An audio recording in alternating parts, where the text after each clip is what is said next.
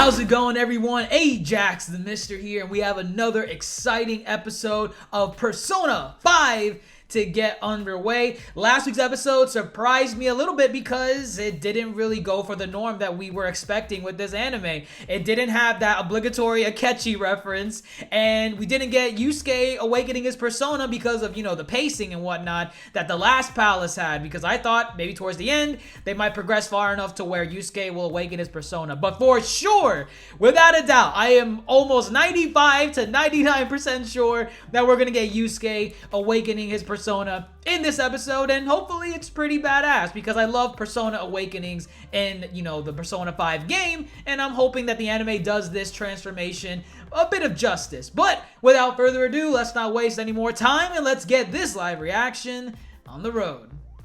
Alright, back into the museum we go. Did they get caught? That would be kind of cool if they showed the alert meter increasing if the guards see them in the, you know, anime, but can't have everything. Oh, okay, that's pretty cool. So they're keeping the whole locked door, you know, subplot in this show. So I'm glad they're doing that. Thought they were gonna take this out to, you know, speed up the pace, but that's nice. They kept the whole door with the painting and whatnot, so I'm glad that they're gonna have to go back and fix this.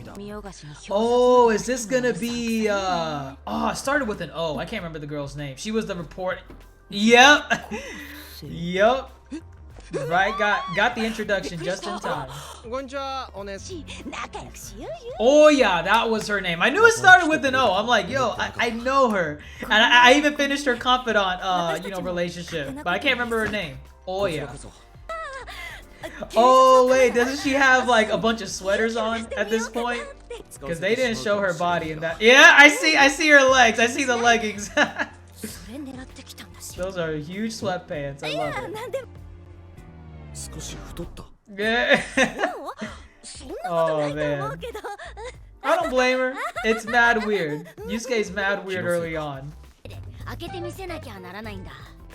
And this is where I really loved how the game kind of delved into more of the cognition world, like how you need to change someone's cognition in reality to affect how they're thinking of things in the metaverse. I really like that aspect of the game. So this bit of lore exposition is something really appreciated.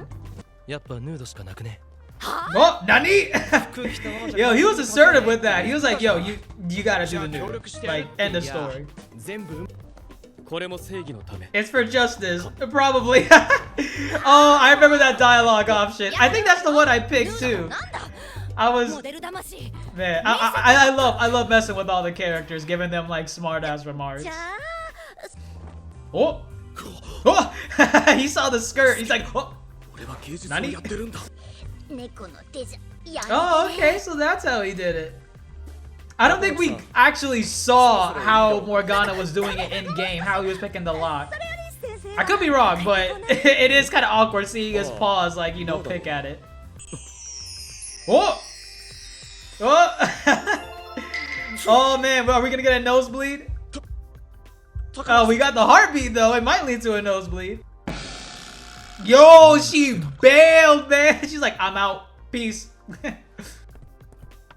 Oh man, this is where it gets mad awkward. It's like, oh, I can explain why there's a girl here. I can explain why she was getting undressed, and I can explain me going into that locked room. Oh man, I feel so bad for Yusuke at that point. Like, you know, it's like explaining to a parent all the worst possible scenarios that just occurred in one moment.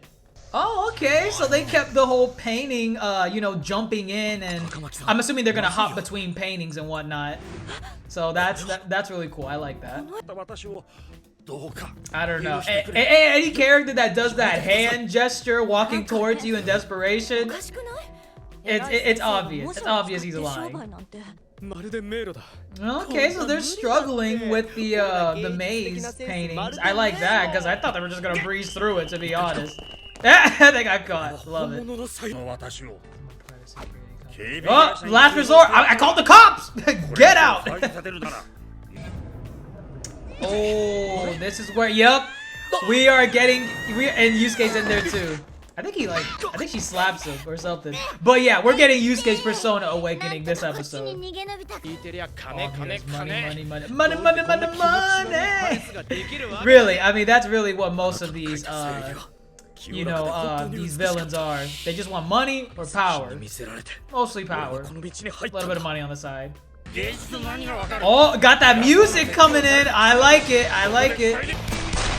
Okay, okay, we got MC going in with that pistol. They're finally using more of their melee weapons. I like it.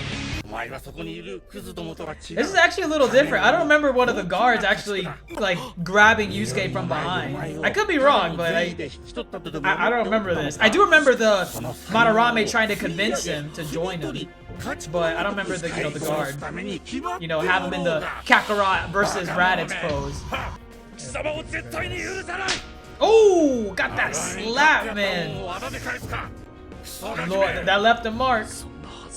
But Yusuke's about to leave a way bigger mark. Oh man, this one's did that happen in game? Oh lord, that looked painful.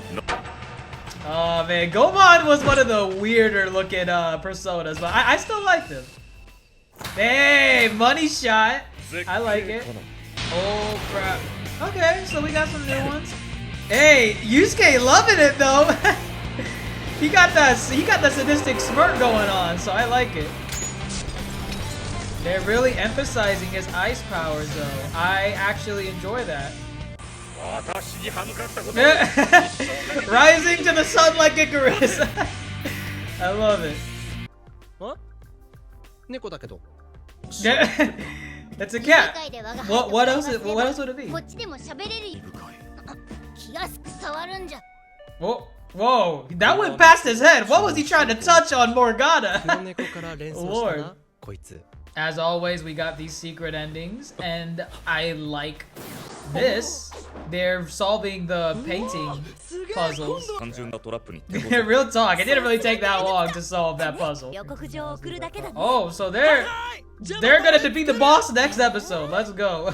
So I'm not gonna lie, I actually like this episode of Persona 5. It seemed, not too fast-paced. Certain areas needed to be breezed through somewhat, but there were certain aspects of, An coming in and, doing the whole sweater thing, not wanting to be nude, and Morgana trying to pick the lock to, open the door inside of Madarame's heart. That's one thing that I liked about this palace that I got impressions of, that they were gonna do it completely wrong compared to how they did the Kamoshida stuff, because in Kamoshida's palace, you didn't really get a feel of how the palace layout really was like, at least in my opinion. You understood that it was a castle and that, there were traps in certain passageways, but you didn't get to really see how the inner mechanisms of Kamoshida's palace played out. But in this episode, and somewhat of last week's as well, we're really exploring the inner aspects of Madarame's palace with the whole, locked door, with the painting and the laser beam sections. I thought they were going to take that out completely so that we could,